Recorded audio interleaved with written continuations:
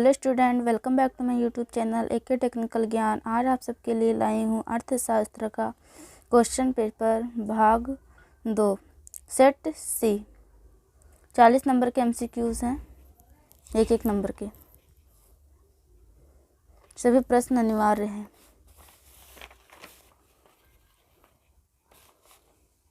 Question number 1, अर्थशास्त्रीय भौतिक कल्याण संबंधी परिभाषा किसने दी?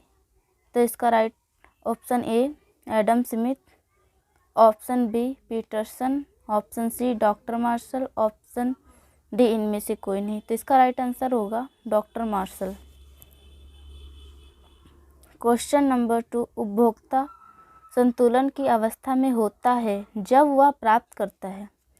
ऑप्शन ए अधिकतम आय, ऑप्शन बी अधिकतम हानि, ऑप्शन सी अधिकतम संतुष्टि, ऑप्शन डी इनमें से कोई नहीं। तो इसका राइट आंसर होगा अधिकतम संतुष्टि।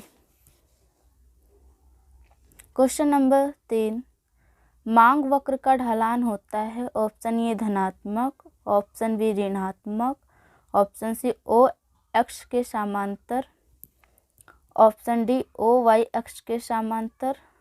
तो इसका राइट आंसर होगा बी ऋणात्मक। क्वेश्चन नंबर 4, जब मांग वक्र ओ अक्ष के समांतर होगा तो मांग की लोच होगी।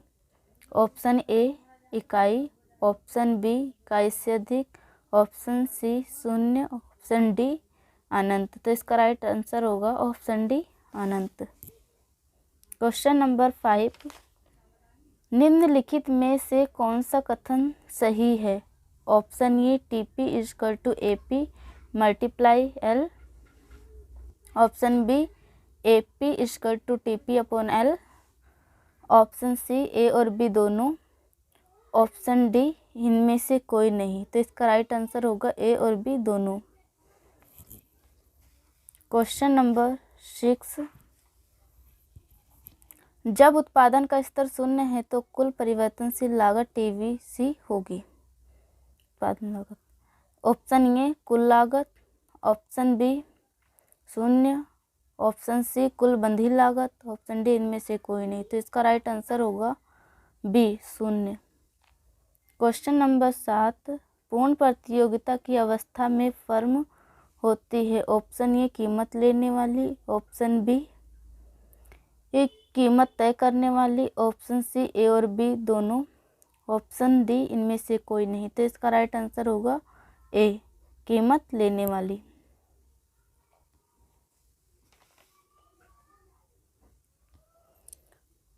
क्वेश्चन नंबर 8, एक अधिकार के अंतर्गत औसत आय का वक्र। ऑप्शन ए नीचे की ओर झुकी होती है, ऑप्शन बी ओ वाई अक्ष के समानांतर होती है, ऑप्शन सी ओ अक्ष के समांतर होती है, ऑप्शन डी इनमें से कोई नहीं। तो इसका राइट आंसर होगा ए नीचे की तरफ झुकी होती है।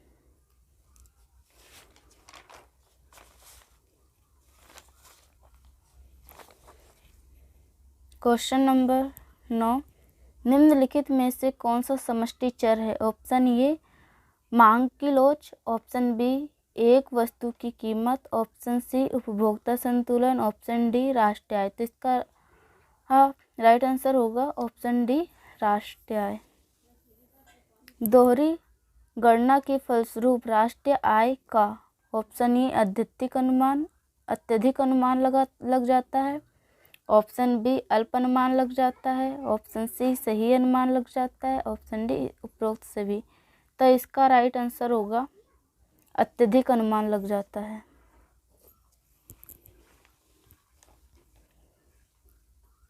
क्वेश्चन नंबर 11, निम्नलिखित में से किसको अंतिम उपभोग व्यय में शामिल नहीं किया जाता? ऑप्शन ए निजी अंतिम उपभोग व्यय, ऑप्शन बी सरकारी अंतिम उपभोग व्यय, ऑप्शन सी निर्माण पर व्यय, ऑप्शन डी इनमें से कोई नहीं। तो इसका राइट आंसर होगा निर्माण पर व्यय। क्वेश्चन नंबर 12, निम्न में से मुद्रा के प्राथमिक कार्य कौन से हैं? ऑप्शन ए विनिमय का माध्यम, ऑप्शन बी मूल्य की इकाई, ऑप्शन सी ए और बी दोनों। ऑप्शन डी मूल्य का हस्तांतरण। तो इसका राइट आंसर होगा सी ए और बी दोनों।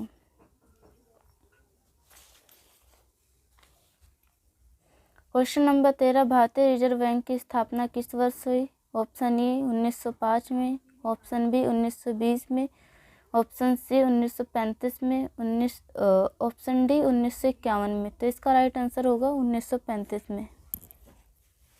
क्वेश्चन नंबर 14 भुगतान शेष के असंतुलन की अवस्था में है। ऑप्शन ए भुगतान संतुलन अधिक में होता है, ऑप्शन बी भुगतान संतुलन घाटे में होता है, ऑप्शन सी ए और बी दोनों, ऑप्शन डी उपरोक्त में से कोई नहीं। तो इसका राइट आंसर होगा ए और बी दोनों। उचित शब्दों के रिक्त स्थान भरें। Fill in the blanks with appropriate words. Question number 15 जब कीमत के बढ़ने पर पूर्ति बढ़ जाती है तो इसे डैश कहते हैं। पूर्ति का, तो इसका राइट आंसर होगा पूर्ति का विस्तार। क्वेश्चन नंबर 16 जब कीमत के घटने से कुल व्यय डैश है तो मांग की इकाई अधिक लोचदार होगी। तो इसका राइट आंसर होगा बढ़ता है। क्वेश्चन नंबर 17 एक तटस्थ वक्र मूल बिंदु की ओर डैश होता है तो एक तटस्थ वक्र मूल बिंदु की ओर ऊर्ध्वाधर होता है। परिवर्तनशील अनुपात का नियम डैश में लागू होता है। परिवर्तनशील अनुपात का नियम अल्पकाल में लागू होता है।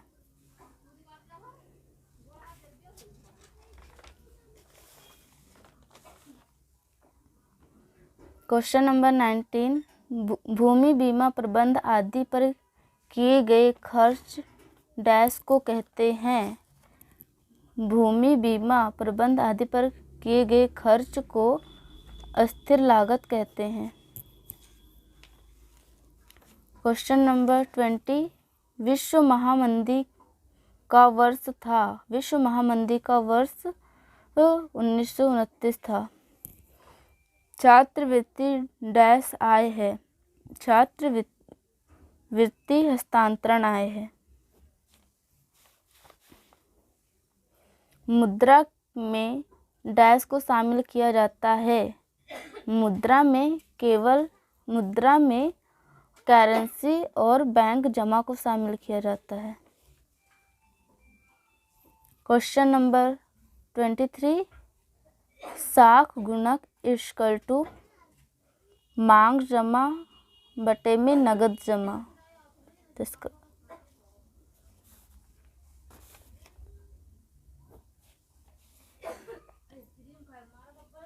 क्वेश्चन नंबर 24 केन्ज के रोजगार सिद्धांत के अनुसार डैश एक सामान्य अवस्था है।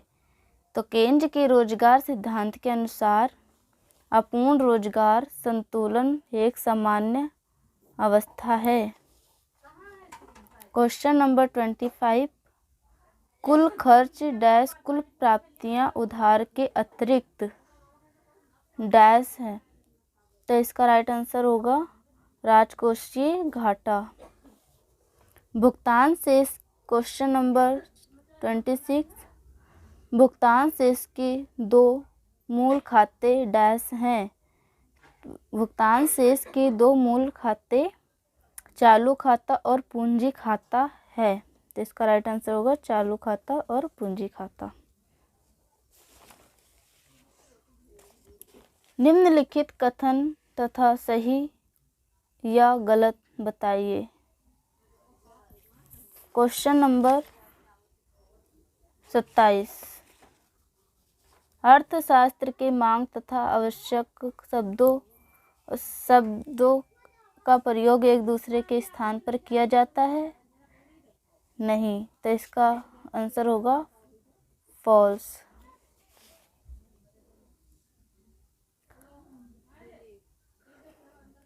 क्वेश्चन नंबर 28 दूध की मांग बेलोचदार है। तो इसका ये भी गलत है, फॉल्स।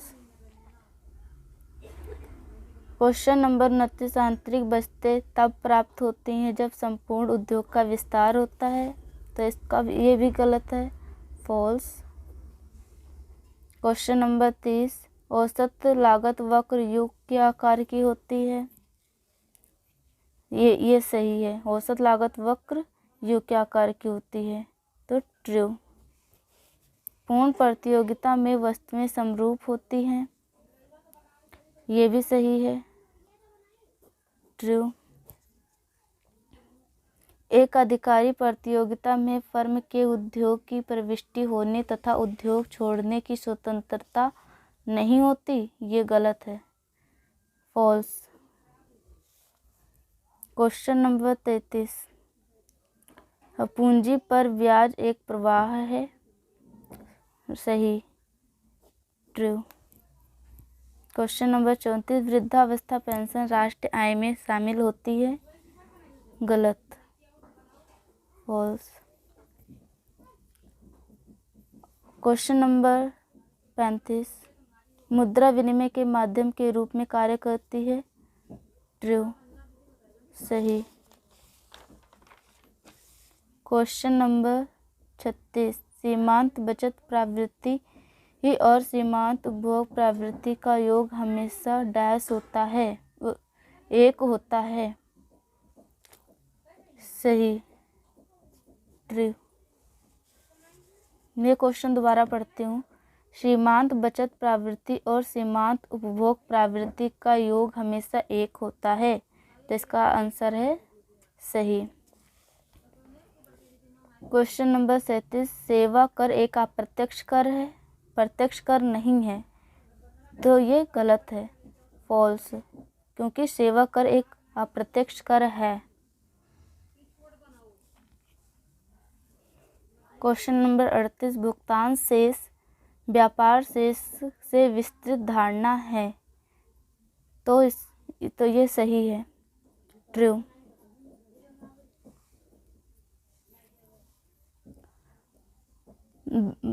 क्वेश्चन नंबर 39, भारत में रिजर्व बैंक ऑफ इंडिया द्वारा सिक्के जारी किए जाते हैं, गलत, फॉल्स है,